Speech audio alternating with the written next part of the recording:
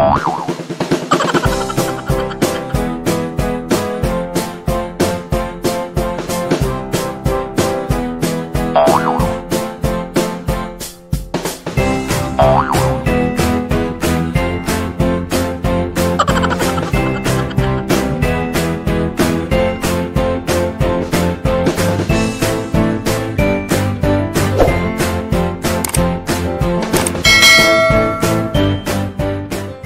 morning po ulit mga ka-riders. Ito po, pinapakilala ko sa inyo si Motorstar Easy Ride 150N. Although matagal na siyang motor, diba? Ano siya, na 2020 lumabas. Pero dahil dun sa ginawa na upgrade ng kasamahan natin, si Arnold Arcia nga po, in-amaze po tayo sa ginawa niyang setup dito sa kanyang Motorstar. So, kakausapin natin siya kung paano ba ang kanyang ginawang pag-upgrade dito sa kanyang scooter. Okay. Good morning, Sir Arnold. Oy. Ang gwapo ng ating scooter. Yes, Pops. Okay. Ano bang ginawa nating upgrade dito? Ano bang binago natin dito sa iyong Easy Ride? Unang-una, Pops, ito kasi nakuha ko lang siya second hand. Second hand, okay. Then, ang unang issue kasi talaga nito, ang dami pong gas-gas. Okay. So, ang decals, ang iyong... Inuna ba? Yun yung pinakauna talaga dito. Oo, ang ganda ng Sino bang gumawa nito? Ako lang po, Pops. Ikaw na rin? Oo. Oh, talagang parang, professional ang dumali, oh. Magkano ang inabot ng decals na yan? Itong decals na to, na-order ko lang siya sa Shopee. Okay. O, nasa worth 500 pesos lang yan. Okay. So, sulit na rin. Tapos ako na nagdikit. Gaano katagal mo siya ginawa? Kalahating araw. So talagang mahirap, ano? Oo, mahirap kasi Pag isang pagkakamali. Oo. Tapos, ang next ko na in-upgrade talaga dito is yung panggilid. Ay, okay. Kasi panggilid nito, grabe kumakalampag talaga. Siguro libre na pag-upgrade Oo, na. libre Ikaw na na mismo ang gumawa. Oo. So, nagpalit ako ng Rotex lining, groove bell, tapos 1,200 RPM na center spring. Okay. Tapos, clutch spring niya is 1,500 RPM. Then, nakakalkal yung pulley niya. Tapos, naka-street 15 ko yung bola ko. Okay, sige Sir Arnold. Bakit mo siya in-upgrade sa gilid? Anong napuna mong hindi mo nagustuhan sa kanya? Unang-una, napakahina ng arangkada. Okay. Pumapalo siya ng 4,000 to 5,000 bago tumakbo. Tapos, ang top speed niya para nasa 80 lang ata. Top speed niya is bitin talaga, hindi umaabot ng 100. Okay. Oo.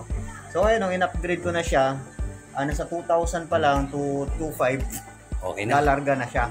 So, bukod doon, yun lang ang inayos natin sa gilid niya? Oo, yun lang po ang inayos ko sa panggilid. Okay. Tapos sa pambelt naman, naka-stack pa rin ako ngayon. Hindi ka pa nagpalit ng pambelt. Okay. Okay.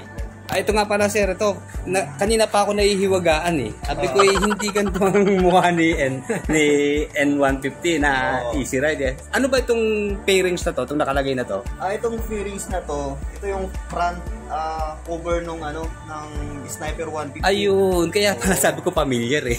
Kaya so, hindi naman talaga ako yung original na naka-easy. Kasi ginaya ko lang din to sa may napanood ka. Oo, shoutout sa'yo kung sino naman, hindi kita naalala eh. Pero sa bagay na bagay eh. Hindi naman, nagmukha siyang hawk yung mukha niya, parang agilang lawin. Ginaya ko na lang siya kasi gustong-gusto ko din yung itsura nung nakita ko yung sa kanya. Oo, maganda naman talaga eh. Ginaya ko siya. Di ba ang headlight ng ating Motorstar ay malaki, di ba? Oo, malaki po siya. Kaya dito parang nagkaroon siya ng shape. Ayan, dahil dito sa pairings na to. So wala tayong naging problema rito sa windshield niya, yung butas. Ito naman, hahabaan lang to ng konti para magiging sagad talaga siya doon o kumapit yung pareho. Kasi kumakpal kasi siya eh. Okay. So kaya mas mahaba yung tornilyo niya. Itong kanyang preno, napuna ko, parang ABS ba ito? Hindi. Parang ABS. Gawa nito eh, hindi ito po kasi is siya, sa speedometer. Speedometer dyan, okay. Kaya pag bubuksan natin yan, iilaw kasi yan eh. Okay. Yan siya, iilaw yung kulay. Ayun, speedometer nga siya. Speedometer siya. Then, ang size ng gulong niya, mas malaki ang rim. 14 to, di ba? 13 po. 13 din ba? 13 din to. Okay, parehas lang pala. Mali yung nakita ko dun sa sinerch natin eh. 14 ang nakalagay. So, anong sukat nitong gulong na to? 130, 60 by 13. Yun yung sa likod.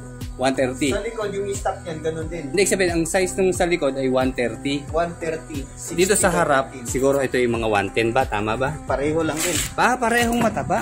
Okay. Ayan, 130, 60 Abay, by oo 15. nga, ano. Malalaki pala ang size talaga ng gulong. Kaya recommend ko sa iba, lalong-lalo na sa likod, Okay. kasi prone talaga siya sa bingkong ng gulong. Yun. Kasi ito kasi, malapit lang siya mismo sa ano, Sa rim, sa mags, oo. So ngayon, pag kulang hangin yung gulong mo, may chance talaga na malubak ka, bingkong talaga abutin ng Ayun. gulong. So, dapat ang gulong natin medyo Oo, kaya nagpalit ako ng pang NMAX malaki. 130. Tignan ko nga. Tignan ko yung sa likod. Nagpalit ako ng 130 70 by 13. Ayun. Kaya mas So, pang malaki yan. NMAX pa talaga yan. So, hindi ka na masyadong magwo-worry na mabibengga. Tapos, ayun pala, Baka pala ito yung rear shock mukhang iba na. nag-upgrade din ako ng rear shock ko kasi yung pinaka-stock kasi talaga nito is napakatigas. So ito sa aming issue kasi sa aming RFI, dikit sa gulong ang medyo dikit. Ito. Ito mayroon naman tong may space siya, pa naman. maglaki. Okay. Maglaki Ayun, ka ng kita gulong. nyo naman po, ayan. Hanggang anong maximum ang kaya niyang ilaking gulong? 140. 140. Kaya pa? Oo, kaya pa to. May space pa kasi. May space pa. Okay, Then itong tambucho mo, stock ba ito? Ang ganda kasi. Medyo...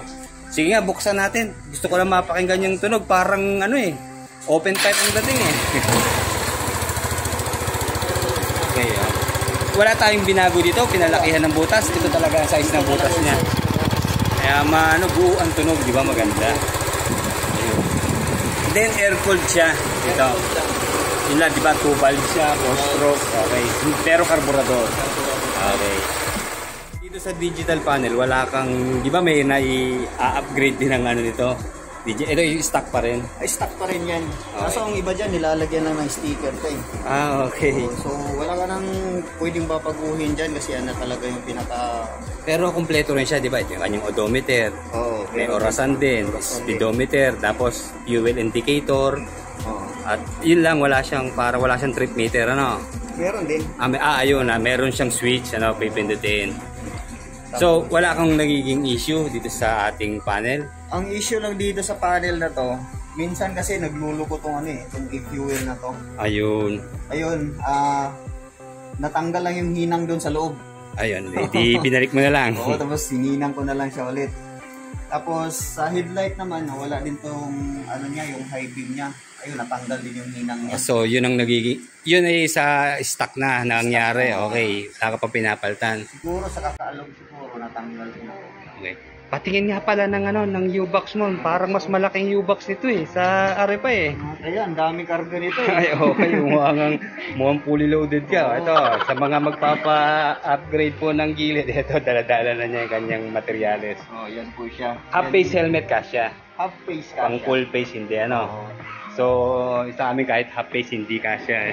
Kaya naglagay na ng box Okay, then, ilan ang capacity ng iyong gas? Ilang liters?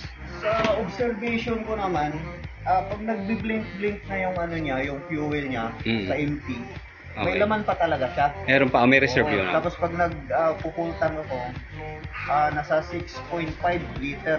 So siguro baka 8 liters Baka 8 ang liters, kanyang oo. Sige, Gusto pa i-search kasi na lang talaga natin. isagad yan. Okay, okay. Mating mo, kuya. Pang NMAX to, di ba?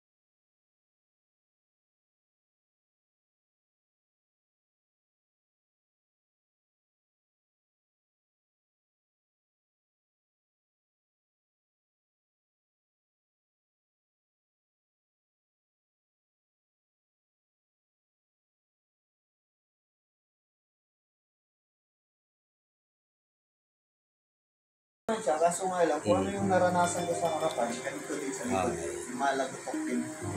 Kaya planning din ako na ibalik ko sa ano to, pang NMAX na lang din na stock. Ayos. Okay, hindi porke China Motors, ganun na lang natin, ma-underestimate. Maganda rin naman po, basta nasa ating mga may-ari ang pag-aalaga kung anong itakatagal ng ating mga scooter. Yes, tama. Kaya sa ating pong mga nagpaplano, wag po tayong magdalawang isip. Kung talagang ang kaya ng budget natin ay China brand lang, ay go for China brand po. Pero kung meron tayong budget na malaki, ay siyempre doon tayo sa mga branded. At nasa atin po ang desisyon. Okay, muli po at sandali nga pala, baka may babatiin ka, Sir Arnold. Shout out pala kay Pops Bayawak. Salamat sa siya nga pala nag-recommend sa akin. Salamat sa pag-recommend kay Pops. June. Kay June, Okay, sino pa ang ating pwedeng batiin? Si Mrs. Busy ayun. Ma'am Chrissy, kamay naman. Tapos na tayo. Kanina pa siya nag-iintay pero hindi naman nainit. Okay. Sa Marikina chapter. Okay, sige sir. Sino pa? So, shout out sa mga taga Marikina chapter, lalo na kay Pops John Israel. Isa sa mga leader din doon sa chapter ng Marikina. Easy Ride. Okay, muli po. Sana nagustuhan nyo po yung ating simpleng review dito sa ating Easy Ride Motorstar na 150N. Sige po, like, comment, and subscribe sa ating channel. Salamat po muli.